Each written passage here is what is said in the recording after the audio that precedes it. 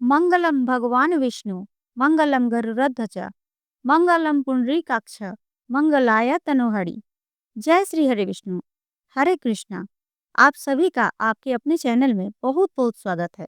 भगवान श्री हरि विष्णु और माता लक्ष्मी की कृपा से आप सबकी सभी मनोकामनाएं पूर्ण हो।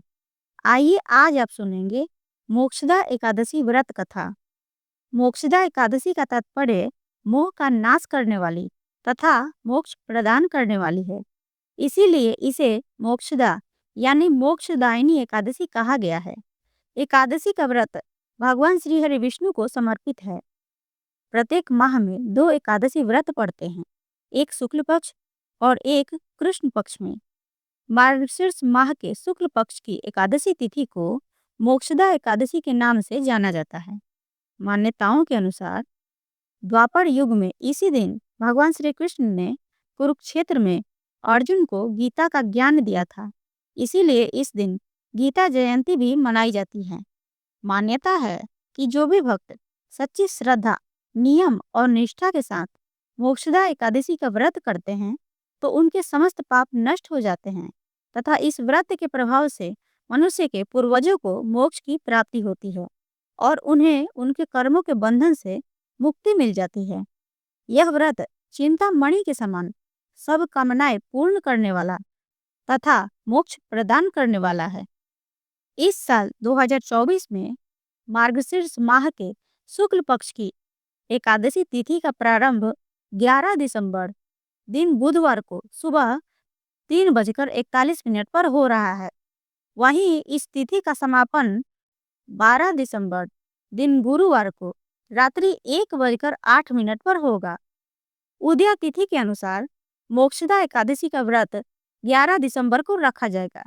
इसके साथ ही एकादशी के दिन रवि योग का भी संयोग बन रहा है। मोक्षदा एकादशी व्रत का पारण गुरुवार 12 दिसंबर को किया जाएगा।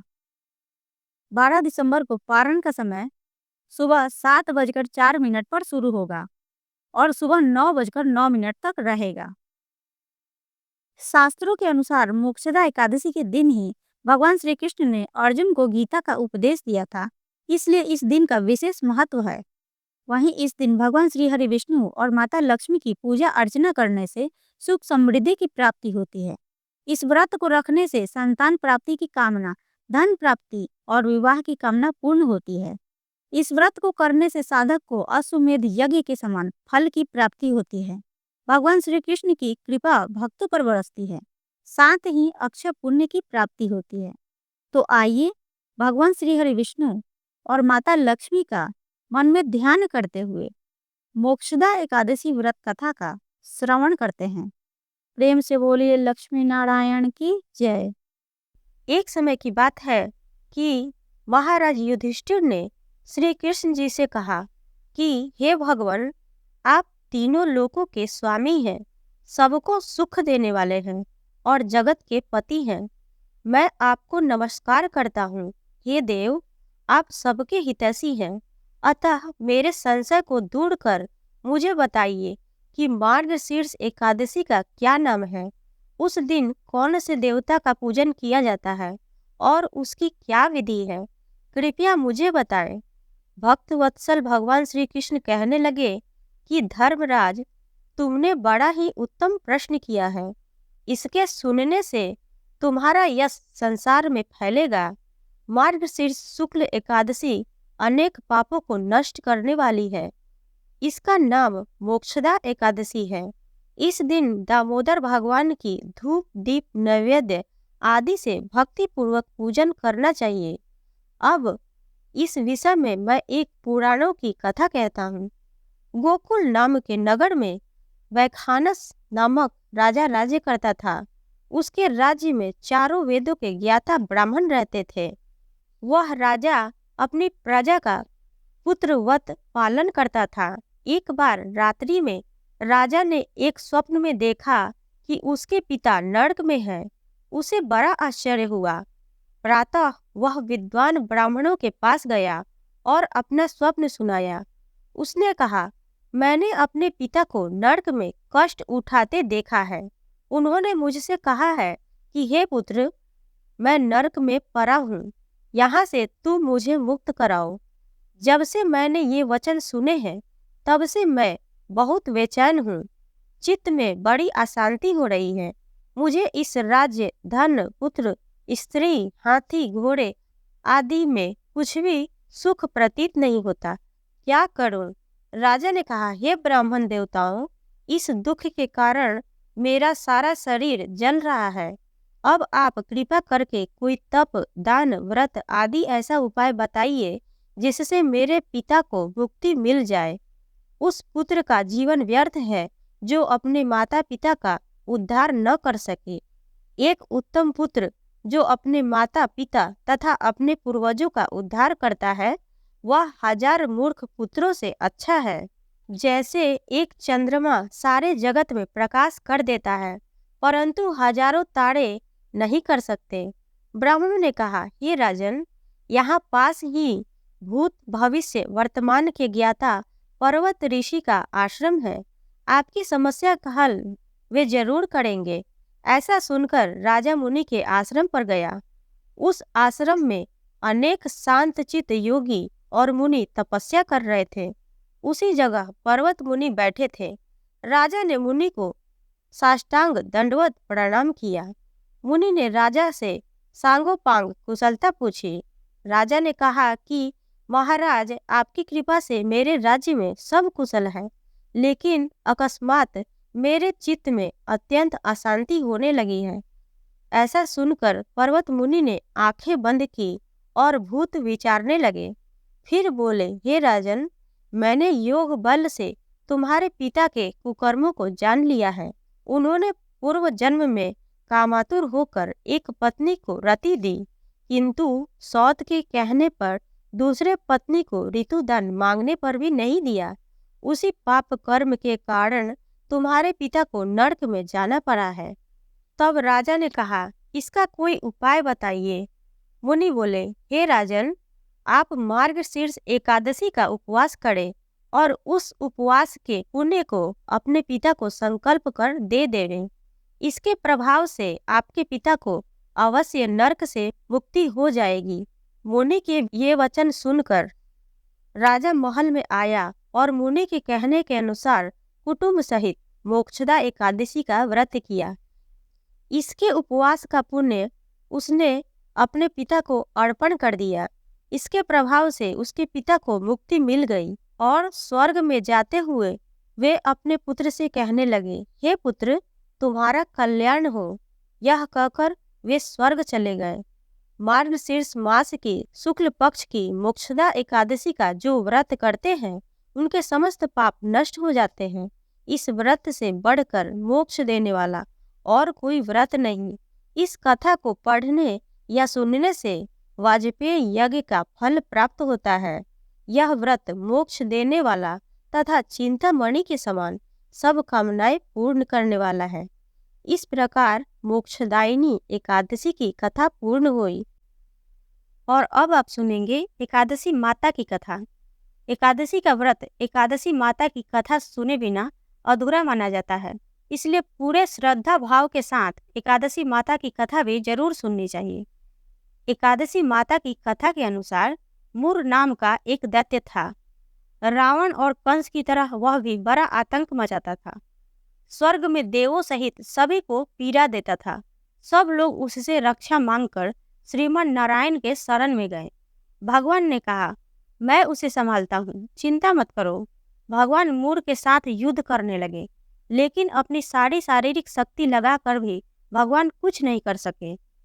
भगवान को युद्ध के मैदान से पलायन करना पड़ा। वे हिमालय की एक गुफा में छिप गए। मुर भी उनका पीछा करते हुए वहां पहुंच गया। भगवान ने ध्यान करना शुरू किया और उनके मन से एक शक्ति उत्पन्न की, उनकी मानसिक शक्ति। इस शक्ति ने बाहर आकर मुर को अपनी तलवार से मार डाला। हम जानते हैं कि शरीर में 10 इंद्रियां हैं, 5 ज्ञानेंद्रिय और 5 कर्मेंद्रिय। 11वीं इंद्रिया है मन।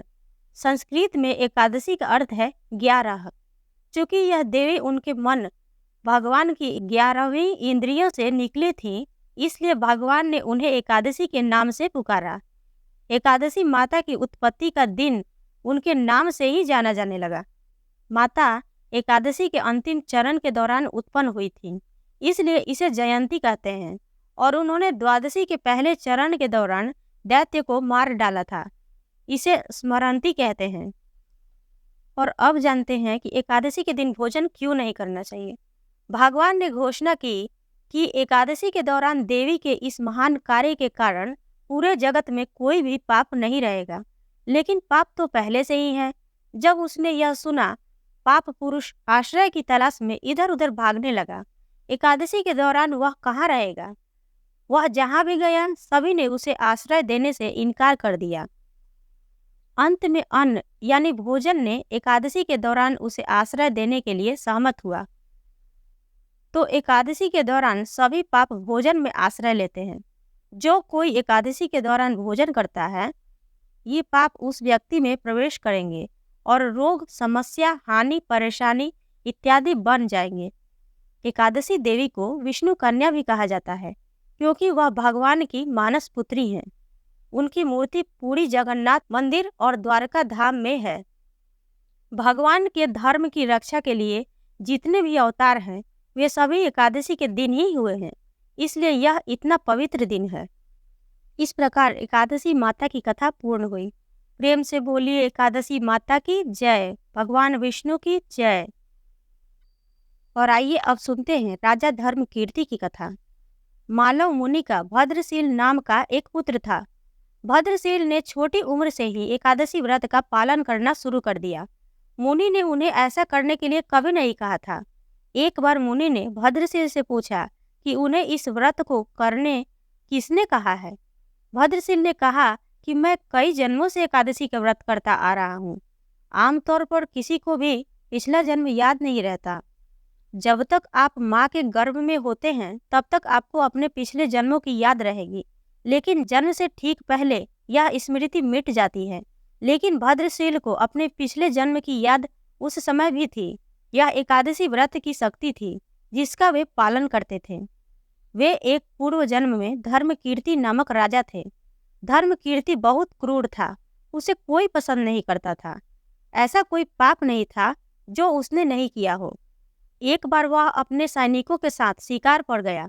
उसने एक हिरण को देखा और अपने सैनिकों को उस हिरण को चारों ओर से घेरने के लिए कहा।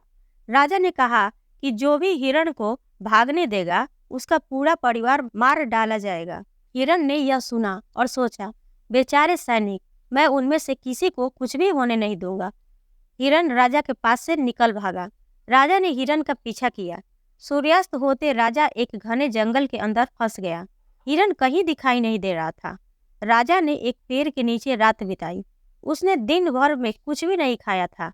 उसे चारों ओर खतरनाक जानवरों के गुर्राने की आवाज सुनाई दे रही थी। वह रात भर सो नहीं सका। राजा ने डर से श्री हरि परमात्मा से प्रार्थना करना शुरू कर दिया। फिर सुबह होते ही उसकी मृत्यु हो गई। यमदूत आए और उसे यमराज के पास ले गए। यमराज ने पूछा, तुम लोग इन्हें यहाँ क्यों लाए हो? इनका स्थान वैकुंठ में भगवान महाविष्णु के बगल में है। लेकिन राजन, यह तो महापापी है। नहीं, वह सब चला गया। ये अब पवित्र है। जिस दिन उनकी मृत्यु हुई वह एकादशी का दिन था। उन्होंने दिन भर उपवास किया और रात में जागते हुए श्री हरि का स्मरण किया। उनके सारे पाप दूर हो गए, वे पवित्र हो गए। यमराज ने स्वयं एक स्वर्ण रथ बुलाया और राजा को वैकुंठ भेज दिया। जब लोगों को इस बारे में पृथ्वी पर पता चला, तो वे सभी एकादशी का पालन करने के लिए और अधिक उत्साहित हो गए। इस प्रकार एकादशी की कथा पूर्ण हुई। प्रेम से बोलिए भगवान श्री हरि विष्णु की जय, माता लक्ष्मी की जय, एकादशी माता की जय। अगर आप सबको यह वीडियो पसंद आई हो तो वीडियो को लाइक करें, शेयर करें, चैनल को सब्सक्राइब जरूर करें। साथ ही बेल आइकन घंटी को दबाएं, जिससे मेरी अगली आने वाली वीडियो का नोटिफिकेशन आपको समय से प्राप्त हो। और कमेंट बॉक्स में ओम नमो भगवते वासुदेवाय नमः लिखना ना भूलें। मिलते हैं अगले वीडियो में, तब तक के लिए जय श्री राधे।